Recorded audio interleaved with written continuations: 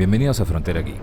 El día de hoy les comparto mi análisis y crítica de la más reciente cinta del DC Extended Universe, Aquaman. Aquaman es la sexta película del universo cinematográfico de DC Comics, un universo que ha sido bastante golpeado y vapuleado por las críticas y por la aceptación del público en general, debido al enfoque inicial poco convencional para las películas de superhéroes que fue adoptado, y sobre todo, a la intervención ejecutiva de Warner Bros. En la línea y tono de las películas con la finalidad de competir con otro universo bastante mejor planeado y establecido, como es el de Marvel Comics. Veamos los antecedentes. La primera cinta presentó a Superman en Man of Steel, una película origen que tuvo un tono trágico y oscuro, no muy común para el personaje, y que tuvo una aceptación media en el público. Fue una introducción distinta de Superman al mundo, que lo presentaba como un ser en crecimiento, lleno de dudas sobre su propia existencia y su papel en el mundo. Situación enmarcada en una destructiva invasión extraterrestre que lo forzó a tomar decisiones rápidas sobre su identidad y a tomar acciones en favor de aquellos que decidió adoptar, la Tierra como su hogar y a la humanidad como sus protegidos. La siguiente película fue Batman v Superman: Dawn of Justice, la cual generó el mayor conflicto entre los fans de la casa editorial DC y hasta en aquellos que, sin ser fanáticos, también tomaron posturas extremas en cuanto a su aceptación. El tono oscuro y trágico de la precuela se mantuvo y se acentuó en esta producción, enfrentando a los dos más grandes héroes de DC Comics, Superman y el recientemente introducido Batman. En esta producción, Superman enfrenta las consecuencias de sus decisiones, el peso del mundo sobre sus hombros y las miradas atentas, desconfiadas, temerosas o esperanzadas de cada persona del mundo sobre él, situación que lo lleva a hacerse de nuevos enemigos, como el errático y maquiavélico Lex Luthor y el caballero oscuro de Gotham, Batman, quien ya tiene una larga y trágica carrera como combatiente del crimen que mermó su fe en su propia cruzada y lo hizo desconocer sus propias limitaciones morales. Hasta ese momento, ambas producciones, además de compartir el tono oscuro, también tuvieron un enfoque que podría considerarse realista, presentando a los superhéroes en un mundo real y trágico, donde los personajes no solo tenían que enfrentar a sus enemigos, sino también sus propios temores y dudas, así como también las del mundo, representado por continuas manifestaciones de las personas y sus representantes gubernamentales que constantemente intentan imponer un control y vigilancia sobre sus actos. Todos los conflictos con las previas producciones llevaron a que la tercera película, El Escuadrón Suicida, fuera alterada de manera que sea mucho más aceptable para el público en general, adoptando un tono extremadamente colorido y cómico que no fue el más acertado, sobre todo teniendo en cuenta que todos los personajes eran villanos del cómic, que debían generar una reacción de aversión en el público por su naturaleza maligna, tremendamente alejado del resultado final, que los presentó como personajes graciosos, románticos y demás cosas que no eran compatibles con la esencia que teóricamente debió ser la idea inicial del proyecto. La cuarta producción en llegar fue Wonder Woman, personaje que fue introducido en Dawn of Justice y que se convirtió en una de las partes más aclamadas de la cinta. Wonder Woman presentó el origen de la guerrera amazona a manera de flashback, creando una conexión y explicación de su aparición y previa ausencia durante los eventos de las anteriores películas. La guerrera amazona se embarca en una lucha por terminar la sangrienta Primera Guerra Mundial, acabando con aquel a quien culpaba de las ansias de destrucción de los hombres, Ares, el dios de la guerra. El tono de la cinta en este caso fue diferente. Le hicieron una historia bastante más simple y lineal con aire esperanzador, y que tuvo una excelente aceptación por parte de la crítica y el público. Sin mayores conflictos de identificación ni subtramas, Wonder Woman se posicionó como la favorita de la mayoría del público y fans del universo extendido DC. La siguiente película en llegar sería La Liga de la Justicia, aquella que muchos soñábamos desde niños y que debió ser el epítome de nuestra emoción y hype, y que muy lejos de eso, para algunos se convirtió quizás en una decepción. La invasión de Parademons, liderados por Steppenwolf, es enfrentada por la Justice League en una cinta que se siente como un Frankenstein, editada y parchada tan notoriamente que ni los visuales ni los personajes eran convincentes, ni para los más encorazonados fans de DC Comics. Obviamente, todo esto fue debido a la alteración del proyecto por la intervención de la casa editora y el cambio de director, acciones que intentaron lograr una mayor aceptación y recaudación que las anteriores cintas, pero que provocaron el efecto contrario, convirtiendo a la Justice League, la cinta más cara de todas, en aquella con la menor recaudación. Todo esto nos lleva a Aquaman. Siento que fue necesario hacer un pequeño recuento de todo lo señalado previamente, ya que con un historial tan accidentado, la estabilidad de esta cinta es definitivamente un logro que debe ser resaltado. Aquaman toma lugar después de los eventos de la Justice League, detalle que queda claro cuando Mera le recuerda su participación en la lucha contra Steppenwolf. Vale la pena resaltar que esa pequeña línea es la única referencia a todos los previos acontecimientos del universo compartido. Fanáticos de DC, seguidores de cómics e incluso aquellos que hayan visto la película animada Trono de Atlantis, definitivamente pudieron anticipar la película a grandes rasgos. Salvo algunos detalles, los mismos trailers revelaron el gran esquema de la cinta.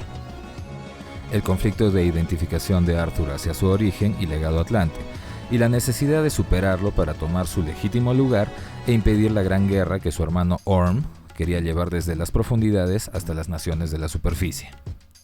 Hay algunas cosas que debemos señalar, como que en esta película Aquaman es ya un superhéroe conocido ampliamente.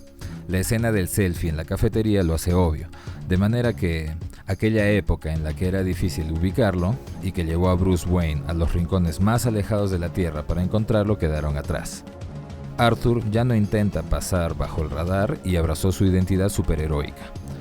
Aunque nunca llegamos a ver cómo se da este cambio, tendremos que asumir que eso es una consecuencia de los acontecimientos de la Justice League, o simplemente una incongruencia menor.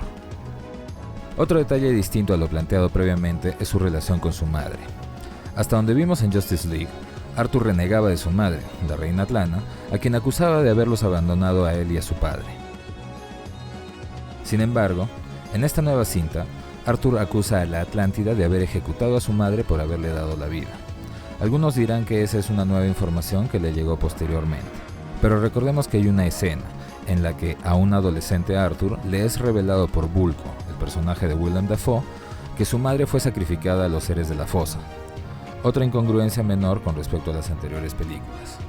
Además de esto, en esta nueva película, Aquaman parece conocer recién la Atlántida, de manera que ahora tenemos que preguntarnos dónde era que los atlantes tenían escondida la Mother Box durante los eventos de la Justice League. Nunca fue revelado, todos asumimos que era en la Atlántida, pero con lo nuevo, pues tenemos un pequeño agujero entre las dos películas, o simplemente otra incongruencia menor. Por lo demás, la historia del personaje principal y de los demás es narrada bastante pegada a lo que es en los cómics. El origen de Arthur, su enemistad con Orm, incluso la motivación de Black Manta está inspirada en cómics de la etapa de los Nuevos 52, de la línea editorial de DC. El único detalle distinto es la relación entre Nereus y Mera. Recordemos que en los cómics, Nereus toma el poder de la nación de Xebel y reclama a Mera como su esposa. En esta nueva película, Mera es hija de Nereus y prometida de Orm. Un cambio pequeño, no significativo, pero vale la pena señalarlo. El avance de la película, en opinión personal, se sintió inicialmente algo acelerado. Pasamos de ver a Arthur dándoles una paliza a los piratas del submarino, a verlo luego rehusándose a entrometerse en los asuntos de la Atlántida. Y luego todo lo contrario, yendo a desafiar a su medio hermano por el trono debido al ataque que éste hizo mediante el tsunami.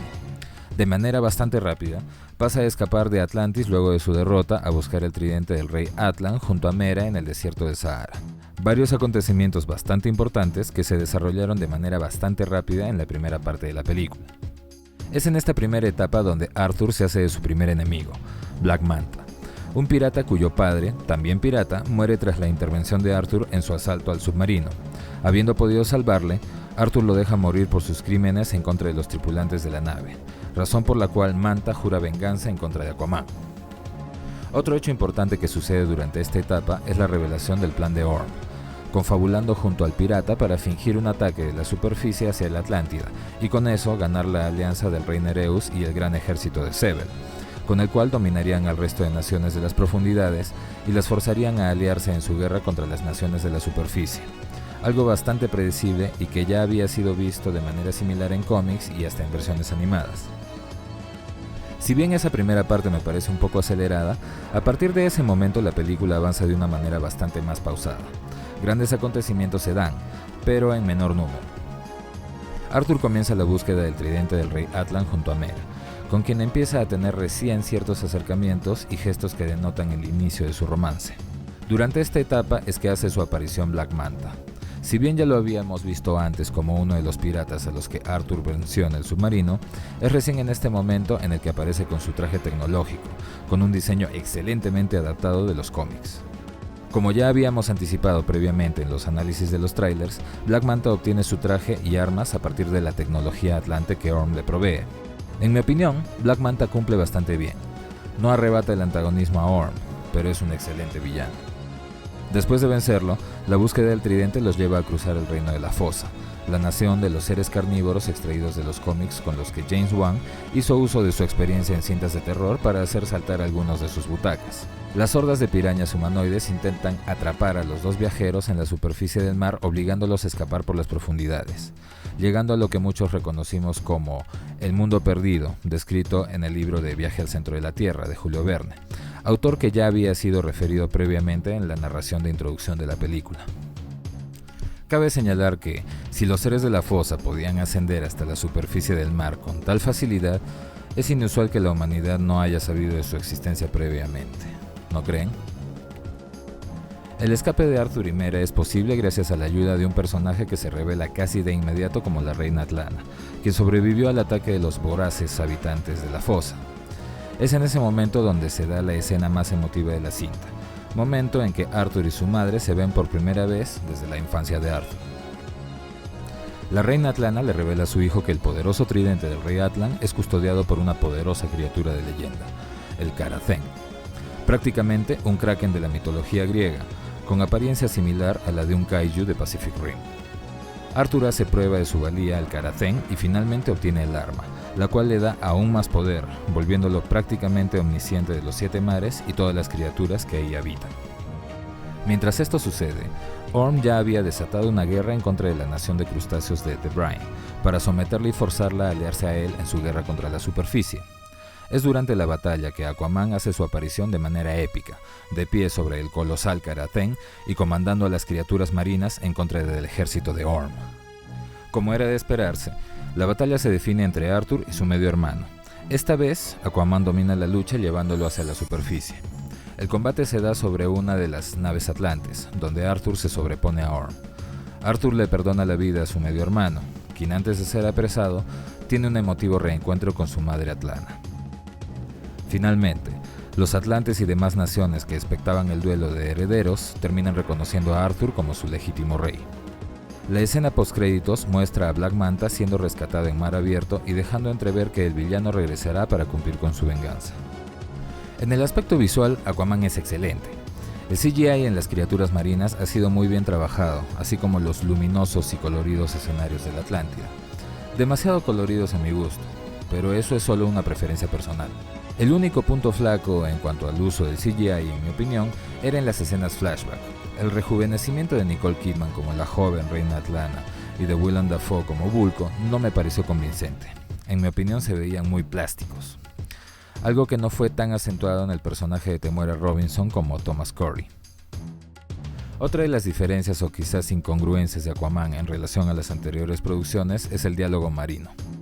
Como recordarán en Justice League, en el único momento en que Arthur y Mera hablan, esto se logra gracias a que Mera hace una burbuja de aire. Detalle que ha sido completamente ignorado en esta nueva cinta, ya que aquí los personajes hablan sin problema alguno estando dentro del agua. En un principio se me hizo raro este proceso, pero conforme la película avanza uno se acostumbra y el detalle deja de importar. Las actuaciones me parecieron correctas en su mayoría. Patrick Wilson como Orm u Ocean Master fue un villano con una personalidad muy definida, al igual que Black Manta, quien en esta cinta funcionó como villano secundario. Nicole Kidman y Willem Dafoe fueron impecables a opinión mía. El único que no me convenció del todo fue Dolph Lundgren como Nereus. Sus expresiones no me parecieron del todo convincentes, valga la redundancia. Un detalle que sí no me agradó en varios momentos es la selección musical. En ciertas escenas se sentía que la selección de temas era demasiado random, sobre todo en la escena en la que Arthur y Mera salen del mar para adentrarse en el desierto del Sahara. Ponen una canción del Pitbull donde remixó parte del clásico de Toto, África. Que fuera de sonarme desagradable por la alteración del tema original, no me cuadró para nada como fondo en la escena. Luego del ataque inicial de Orm mediante el tsunami, se ve una secuencia en la que el mundo opina sobre lo que sucedió en realidad. las teorías apuntaban a la existencia de la Atlántida y que la desgracia había sido un ataque orquestado por sus habitantes. Pero pese a que el ataque era prácticamente obvio, nunca se vio siquiera un intento de respuesta de las naciones de la superficie. Aquel detalle de realismo que tuvieron las primeras cintas del DCU en cuanto a la intervención de los gobiernos con respecto a los ataques a las poblaciones civiles estuvo completamente ausente en esta nueva película. Todos sabemos que Aquaman se comunica con las criaturas de las profundidades, y en mi opinión, en este caso el efecto fue bastante bien logrado gráficamente. Y así, Aquaman se posiciona como una de las películas favoritas del DC Extended Universe. No sé ustedes, pero por momentos sentí que el desarrollo de los acontecimientos se sentía como el típico cuento de hadas, en que el príncipe es vencido y luego de enfrentar al dragón para obtener la espada, regresa para ganar épicamente. Lo cual no es algo malo, pero sí quería compartir esa sensación. En conclusión, aunque yo soy más fanático de las primeras películas del DCU, aquellas con un corte oscuro y trágico, tengo que decir que Aquaman es una película completa, con grandes escenas de acción épicas y con algunas escenas de humor no muy exageradas, exceptando, claro, la escena en la que Arthur grita como mujer al escapar de la Atlántida. Fue insoportable ver a Thor gritando de esa manera y tampoco fue agradable ver a Aquaman haciendo lo mismo. Con esto, la imagen del Aquaman inútil y ridículo pasó a la historia. Aquaman sucks. You should get out. Esta cinta ha dado lugar a uno de los personajes más badasses del cine de superhéroes. Aquaman hizo su entrada triunfal y llegó para quedarse. Hasta aquí mi crítica y reseña. Si te gustó el video, dale like, compártelo y suscríbete. Muchas gracias por tu atención.